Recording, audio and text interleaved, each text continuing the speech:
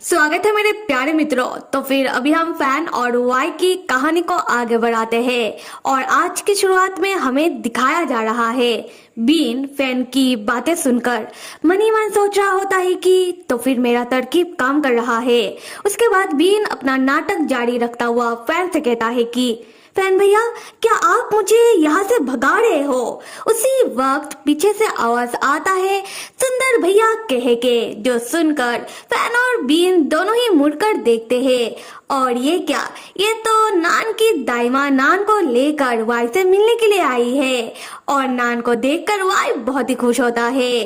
दाइमा बताने लगती है कि वाई, नान तुम्हें बहुत ही मिस कर रहा था, तो मुझसे रहा नहीं गया और मैं नान को लेकर यहाँ चली आई। नान जैसे ही जंप मारता हुआ वाई के पास जाने वाला होता है, फैन नान को रोक देता है।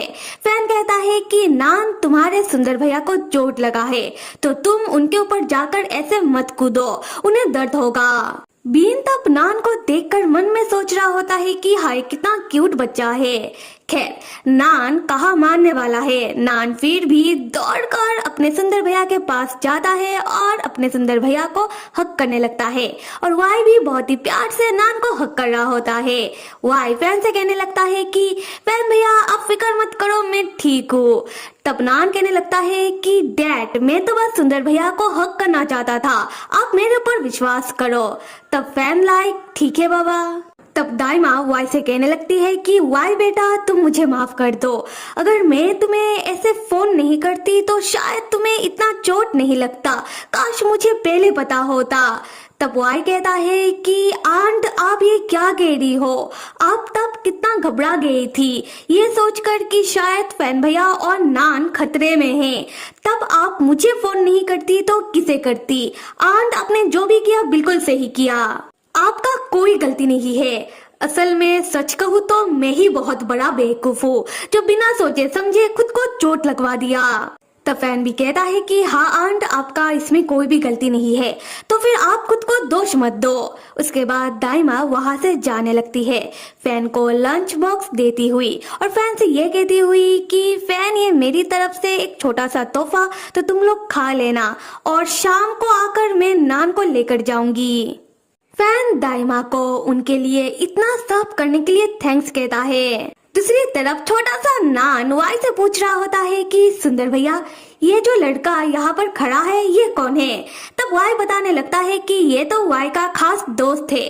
तब बीन क्यूट एक्ट करता हुआ कहता है कि मैं बस वाई का खास दोस्त ही नहीं हूँ, मैं यहाँ वाई का खास ध्यान रखने के लिए आया हूँ। उसके बाद बीन पूछने लगता है कि ये लंच बॉक्स तो वाई के लिए है ना?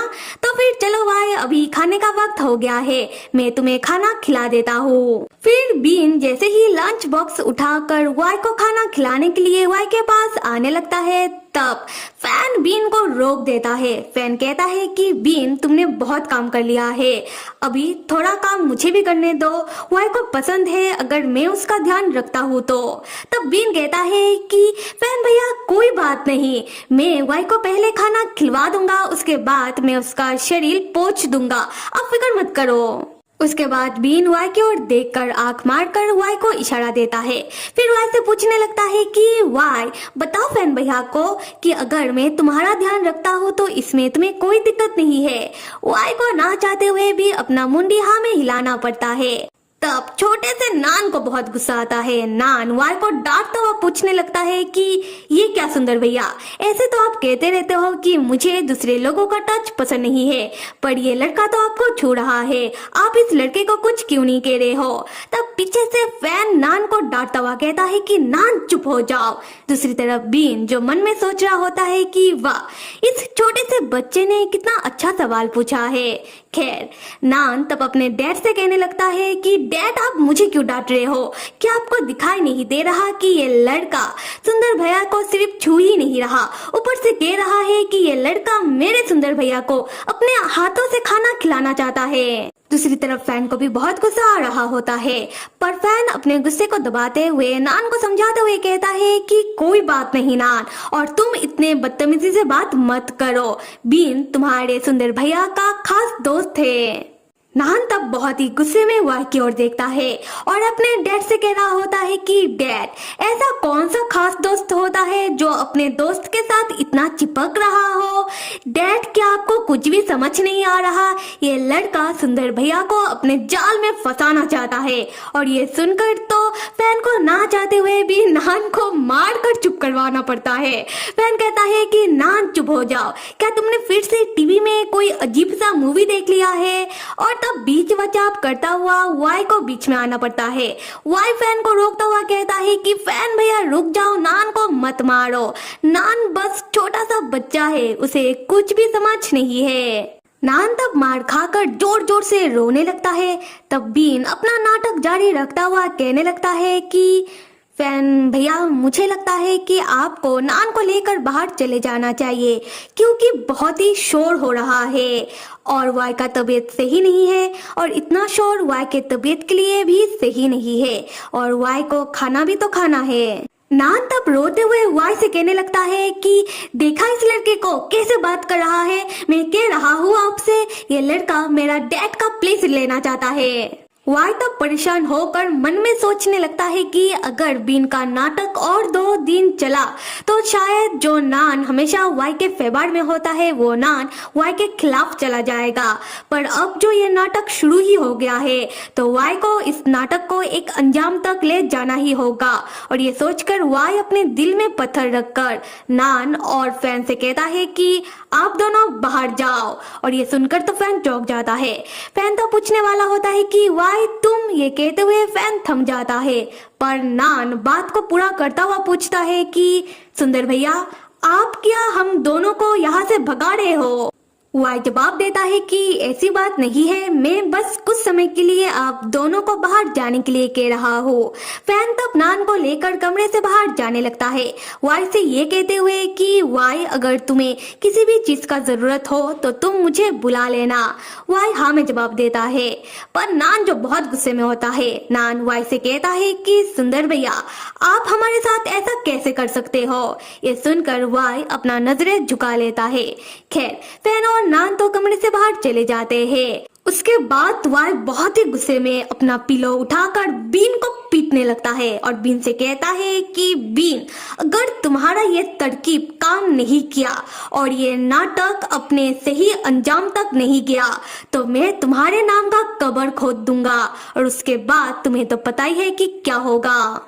बीन कहता है कि ठंड पावाई, तू इतना फिक्र मत कर, मैं तुम दोनों का शादी का पंडित हूँ, मतलब कि मैं तुम दोनों का शादी करवा कर मानूंगा और बस इसके लिए हमें एक और सही चाल चलना है। यहाँ से होता है सीन शिफ्ट और हम फैन को हॉस्पिटल के बाहर खुले आसमान के नीचे बैठा हुआ देखते हैं और फैन तब बहुत ही चिंता में लग रहा था।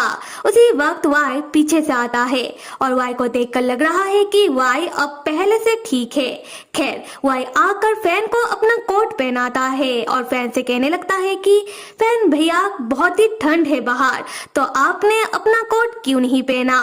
तो फैन कहने लगता है कि वाई, तुम बाहर क्यों आए और तुम अपने व्हीलचेयर पर क्यों नहीं हो, तुम्हें दर्द होगा। वाई कहने लगता है कि वाई का कोई भी हड्डी नहीं टूटा है, वाई को तो बस शोल्डर में चोट लगा था और वाई का हाथों का चमड़ा छिल गया था जो अभी ठीक हो रहा है। इन शॉर्ट, वाई अब ठीक है।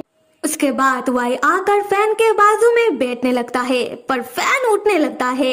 वाई कहता है कि हे फैन भैया, आप मेरे पास बैठो और मुझसे बातें करो। फिर फैन भी वाई के पास बैठ जाता है। वाई कहता है कि फैन भैया, क्या आपको याद है कि आपने मुझसे कहा था कि आप चाहते हो कि मैं खुश रहूं? फैन कहता है कि हाँ मुझे याद है, पर तुम अभी ये क्यों पूछ रहे हो?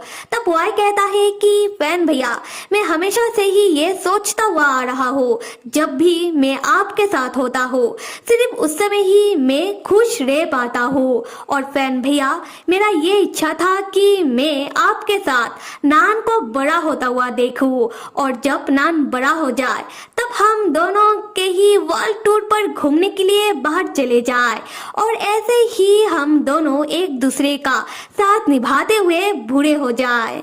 और ये सुनकर फैन धीमे से ब्लश कर रहा होता है। तब वाई कहता है कि फैन भैया, बाद में मुझे एहसास हुआ कि मैं बहुत ही स्वार्थी हूँ। मैं हमेशा से ही बस अपनी खुशी के बारे में सोचता हुआ आ रहा हूँ, पर मैंने कभी भी आपकी खुशी के बारे में नहीं सोचा।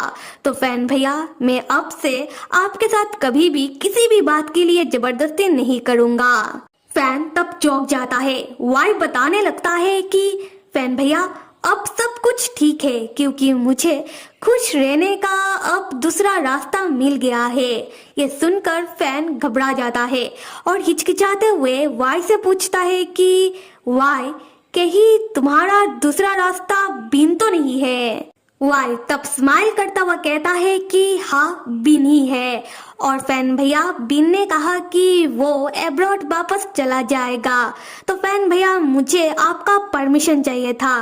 क्या मैं भी उसके साथ दूसरे देश एब्रॉड वापस जा सकता हूँ? और ये सुनकर मानो फैन इतना चौंक जाता है कि उसके पैरों तले जमीन खिसक जाती है। तो फिर मेरे प्यारे मित्रों, इस कहानी का अगला भाग कौन कौन देखना चाहता है, जल्दी से कमेंट करके बताओ। Till then stay with me and see you.